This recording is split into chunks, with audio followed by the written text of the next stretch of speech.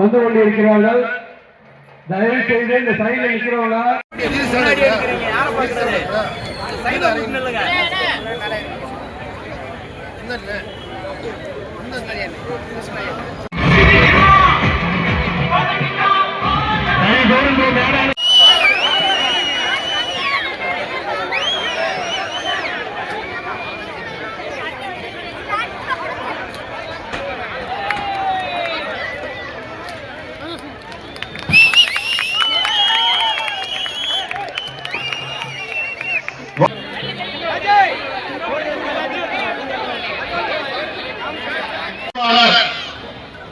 மரியாதைக்குரிய ராஜேஷ் கண்ணா அவர்களே, துணை செயலாளர்கள், மரியாதைக்குரிய அன்பு சகோதரர் தீபலட்சுமி அவர்களே, பரமேஸ்வரர்களே, காயத்ரி அவர்களே, காளீஸ்வரி அவர்களே, ஒரு மௌனை புரட்சியை நடத்திய தாய்மார்கள், பெண்கள், மாணவர்கள், மாணவிகள், குறிப்பாக குழந்தை செல்வங்கள் அனைவருமே அகம் மகிழ்ந்து தளபதிகளுடைய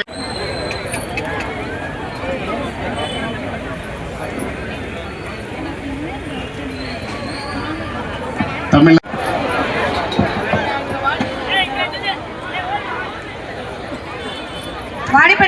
30-35 வருஷமா 40 வருஷம் வந்துட்டு இருக்கேன். ஏன்னா நடுமலைமா சோழவந்தாருக்கு அடிக்கடி நமக்கு ரெஜிஸ்டர் ஆபீஸ் தான், நடுமலைக்கு ரெஜிஸ்டர் ஆபீஸ் தான். அதனால அப்பப்போ இங்க வருவோம். நானும் 40 வருஷம் பார்க்கறேன், 30 வருஷம் 40 வருஷம் பார்க்கறேன். எந்த மாற்றமும் இல்லை, சோழவந்தான் தொகுதி அப்படியே இருக்கு. ஆனா இப்போ இனிமேல் மாற்றம் வரும். ஏன்னா நம்மளுடைய நீங்க போட்டு நீங்க வாக்களித்து நம்மளுடைய எம்எல்ஏவாக கருப்பையா அவங்களை தேர்ந்தெடுத்துக்கீங்க. உங்களுக்கு அது எல்லாத்துக்கும் நாங்கள் நன்றி சொல்லிக்கிறோம். நீங்க என்ன நினைச்சு வாக்களிச்சீங்களோ அந்த கருப்பையா அவங்களை நிறைவேற்றணும். சோழவந்தான் தொகுதி உண்மையிலேயே தேவையான அனைத்து விஷயங்களும் இது வரைக்கும் யாரும் சோழவந்தான் தொகுதி எந்த போக்கஸும் சொன்னாங்க, எந்த மாற்றமும் இல்லை. நானும் 30 வருஷம் கூட வந்து எப்படி இருந்தாலும் அதே மாதிரி அதே ரெஜிஸ்டர் ஆஃபீஸ் அதே காணல அப்படியே தான் இருக்கு. ஒன்னே ஒன்று ரயில்வே ஸ்டேஷன் மட்டும்தான் முன்னாடியே வந்துச்சு. ரயில்வே ஸ்டாப், அதாவது பெரிய வர்ற எக்ஸ்பிரஸ் ரயில்லாம் ரயில்வே ஸ்டாப் வந்தும் டெவலப் பண்ண விடாம வச்சிருச்சு சோழவந்தான் தொகுதி மட்டும்தான். திமுக இருந்தாலும் சரி, அதிமுக இருந்தாலும் சரி, யாரு இருந்தாலும் இது வரைக்கும் எதுவும் செய்யல. ஆனால் இனிமேல் நம்மளுடைய தமிழக வெற்றி கழகம் சார்பாக சோழவந்தானுக்கு தேவையான எல்லா விஷயத்தையும் என்னென்ன வேணுமோ எல்லாத்தையும் செஞ்சிருப்பாங்க. டெய்லி வந்தா செக்ரட்டரியேட்ல உங்க எம்எல்ஏ வந்தா எல்லா மினிஸ்டர்ஸும் எங்க தொகுதிக்கு அது வேணும் இது வேணும் ஒரு லிஸ்ட்டை போட்டு பஸ் ஸ்டாப்ல ஆரம்பிச்சு ரோடுல ஆரம்பிச்சு தொகுதிக்கு என்னென்ன தேவையோ எல்லா அமைச்சர்களும் பார்த்துட்டு இருக்காங்க. 2 வருஷத்துல சோழவந்தான் தொகுதிக்கு என்ன வேணுமோ எல்லாத்தையும் செஞ்சு கொடுக்குறோம். இப்படிப்பட்ட ஒரு எம்எல்ஏ தேர்ந்தெடுத்துக்கு உங்க எல்லாருக்கும் என்னுடைய நன்றியை தெரிவிச்சுக்கிறோம். கண்டிப்பா நீங்க எல்லாம் இன்னைக்கு தமிழக மக்கள் முழுவதும் எந்த எண்ணத்துல ஒரு பெரிய மாற்றத்தை விரும்பி வாக்களிச்சீங்களோ அந்த மாற்றம் இப்பயே நடக்காம 3 மாதமாக 100 நாள் சாதனையாக பல திட்டங்கள் நிறைவேற்றப்பட்டது. எல்லாமே மக்கள் நல திட்டங்கள். இது வரைக்கும் 70 வருஷத்துல அமைச்சர்களா இருக்கட்டும், எம்எல்ஏ இருக்கட்டும், அதிகாரிகள் எல்லாம் இருக்கட்டும், எல்லாரும் வந்து மக்களுக்காக வேலை செய்யறது இந்த 100 நாள் தான். இதுக்கு முன்னாடி மந்திரிகள் எல்லாம் யாரும் பார்த்துருக்கீங்க? மந்திரிகளை பார்த்துருப்பீங்களா? நம்ம தொகுதியில எம்எல்ஏ பார்த்துருப்பீங்களா? எல்லா தொகுதியும் மந்திரியும் பார்த்துருக்கிறேன், கவுன்சிலையும் பார்த்துருக்கிறேன், எம்எல்ஏ பார்த்துருக்கேன், யாரையும் பார்த்துருக்கேன். ஏன்னா ஜெயிச்சதோட சரி போயிடுவாங்க. ஜெயிச்சதோட அதுக்கப்புறம் அவங்களுக்கு தொகுதிக்கும் சம்பந்தமே இருக்காது. அப்புறம் 5 வருஷம் தருவாங்க, 500, 1000, 2000 அப்ப இருக்கிற மார்க்கெட் ரேட் இருக்க பக்கம் காசை கொடுத்துட்டு ஜெயிச்சுட்டு போயிட்டே இருப்பாங்க. இதுதான் நடந்தது. இனிமேல் அப்படி மக்கள் நீங்கள் விரும்பி தேர்ந்தெடுத்த அரசு, நீங்க எல்லாம் விரும்பி அண்ணன் விஜய் அவர்கள் முதலமைச்சராக வேண்டும் என்று தேர்ந்தெடுத்தீங்க. நீங்கள் உங்களுடைய அரசு, உங்களுக்கான அரசு, உங்களுக்கான வேலையை மட்டும்தான் முதல்வர் செஞ்சிருக்காங்க. எல்லாரும் சொன்னாங்க என்னன்னா இப்படி ஒரு முதல்வர் ஏதோ ஒரு வாரம் காலையில சீக்கிரம் வந்துடுவான் அப்புறம் போயிடுவான்னு பார்த்துருக்காங்க. தினமும் காலையில 9 மணிக்கு வந்துடுறாரு தலைமைச் செயலர். 9 மணிக்கு வந்தாங்கன்னா 4 மணி 5 மணி வரைக்கும் முழுவதுமாக எல்லா துறையும் ரிவ்யூ பண்ணிட்டு அதுக்கப்புறம் தான் முடிச்சுட்டு கிளம்புறாரு. எல்லா நாளும் வேணும், சனி ஞாயிறு எல்லா நாளும் கோப்புகள் அத்தனை ஒரு நாளைக்கு 100, 200, 300, 400 ஃபைல் இருக்கும். எல்லாவற்றையும் உட்கார்ந்து பொறுமையாக எல்லாத்தையும் பார்த்து எல்லாத்தையும் கையில போட்டு எந்த விஷயத்தையும் எதையும் புறந்தல்லாமல் மக்களுக்கு தேவையான அனைத்தையும் செஞ்சுட்டு இருக்கிறாங்க. இப்பெல்லாம் எல்லாரும் ஊழல்வாதிகள் சொல்றாங்க அவங்களுக்கு பாதுகாப்பு இருக்கு, எம்எல்ஏங்களுக்கு பாதுகாப்பு.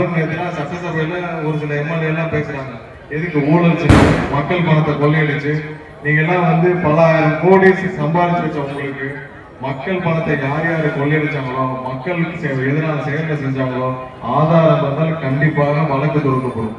யாரும் மக்கள் பணத்தை, மக்கள் வரி பணத்தை கொள்ளையடிச்சு தப்பிக்க முடியாது. அவங்க மீது கண்டிப்பாக வழக்கு தொடுக்கப்படும். வழக்கு தொடுத்துட்டு விசாரணைக்கு போயிட்டு வந்தா ஏதோ பழி வாங்கலாம், நீ உங்களெல்லாம் பழி வாங்க வேண்டிய அவசியம் எங்களுடைய முதல்வருக்கு கிடையவே கிடையாது. தப்பு பண்ணிருக்கீங்க, தப்பு பண்ணா கேஸ் போடதான் செய்வாங்க. மக்கள் வரி பணம்ல சும்மா இல்ல, மக்கள் வரி பணத்தை கொள்ளையடிச்சு நீங்க 500 கோடி 1000 கோடி கொள்ளையடிப்பீங்க, அதை பார்த்துட்டு விட்டுட்டு இருக்க முடியுமா? அதெல்லாம் கண்டிப்பாக தேவையான அளவுக்கு வழக்கு தொடுக்கப்படும். விசாரணைனா கூப்பிட்டா போய் தான் மக்கள் பணத்தை கொள்ளையடிச்சா லஞ்ச ஒழிப்புத்துறையா இருக்கட்டும், யாரா இருந்தாலும் விசாரணைக்கு போய்தான். யாரும் உங்களதான் பலியாங்க, அப்படிதான் மக்களே பலி வாங்கிட்டாங்க, அடிச்சு துவைச்சு வெளியே போட்டாங்க மக்கள் இந்த தேர்தல். இதே நாங்க வேற தனியா வந்து பலி வாங்கலாம், இதெல்லாம் பலி வாங்க வேண்டிய அவசியமே கிடையாது. அதை மக்களே செஞ்சுட்டாங்க. நீங்க இத்தனை வருஷம் மக்களை பார்த்து என்னென்ன கொள்ளையடிச்சீங்க, என்னென்ன பண்ணீங்க புரிஞ்சுன்னா உங்களை தூக்கி வெளியே போட்டாங்க. இனிமேல் அடுத்த வர்ற தேர்தல்ல இது வரைக்கும் புரட்சி தலைவர் வந்து இந்த டிஎஸ்எஸ்சி திமுக ஒழிச்சு கட்டுறேன்னு சொன்னாங்க. அதுக்காக தான் கட்சியை ஆரம்பிச்சாங்க.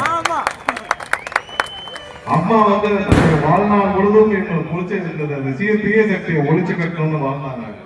ஆனா இப்போ உங்களுடைய அண்ணன் விஜய் அவர்கள் அந்த டிஎஸ்எஸ்சியை ஒழிச்சே கட்டிட்டாரு, தூக்கி மூட்டை கட்டி வெளிச்சாரு. இனிமேல் அந்த அறிவாலயத்தை வெள்ளையடிச்சு வாழைக்கு தான் வரணும். அறிவாலயத்தை இன்னொரு 2 வருஷத்துல பாத்தீங்கன்னா ஒவ்வொரு பொருளா அறிவாலயத்தை வெள்ளையடிச்சு புதுசா வெள்ளையெல்லாம் அடிச்சு பார்ட்டிஷன் எல்லாம் போட்டு வாடகை விட்டுட்டு நீட்டா அந்த குடும்பம் உட்காந்து சம்பாதிக்க வேண்டியது, வேற எந்த வாய்ப்பும் இல்லை.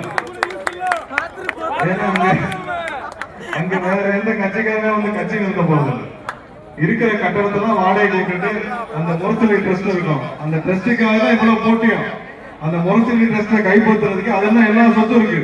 அந்த முரசொலி ட்ரஸ்ட்டை யாரு கைப்பற்றுறது, எந்த குடும்பம் கைப்பற்றுறதுன்னு அந்த குடும்பத்தை கைப்பற்றிட்டு இருக்கிற வாடகைலாம் வாங்கிட்டு சந்தோஷமா இருக்கிறதா அவங்க வேலையை. இன்னும் 2 வருஷம் அப்படிதான் இருக்கு. அறிவாளத்துல வெள்ளை கழிச்சு வாடகை கொடுத்துட்டு வேற வேலையை பார்க்க போயிடுவாங்க. நம்மளுடைய முதல்வர் உங்களுடைய அண்ணன் விஜய் அவர்கள் ஒழிச்சு கட்டிட்டாங்க.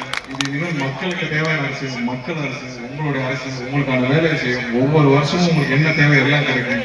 சோழவனம் தொகுதி சிறப்பாக எல்லா மக்களுக்கு கிடைக்கப்பட்டு இருக்க வேண்டும். அதனால என்ன செய்ய வேண்டுமோ உங்க எம்எல்ஏ வந்து தினமும் அதான் பண்ணிட்டு இருக்காரு. தினமும் வந்தா ரோடு அது இது கேட்டுட்டே தான் இருக்கிறாரு. நாங்களும் எங்களால முடிஞ்ச அனைத்தையும் செய்வோம். கண்டிப்பாக இந்த 5 வருஷத்துல மிகப்பெரிய மாற்றத்தை கொண்டு வரும் அளவிற்கு தேவையானதை செய்வோம். இந்த கூட்டத்திற்கு வருகை உங்கள் அனைவருக்கும் என்னுடைய நன்றியை தெரிவித்துக் கொண்டு அடிக்கடி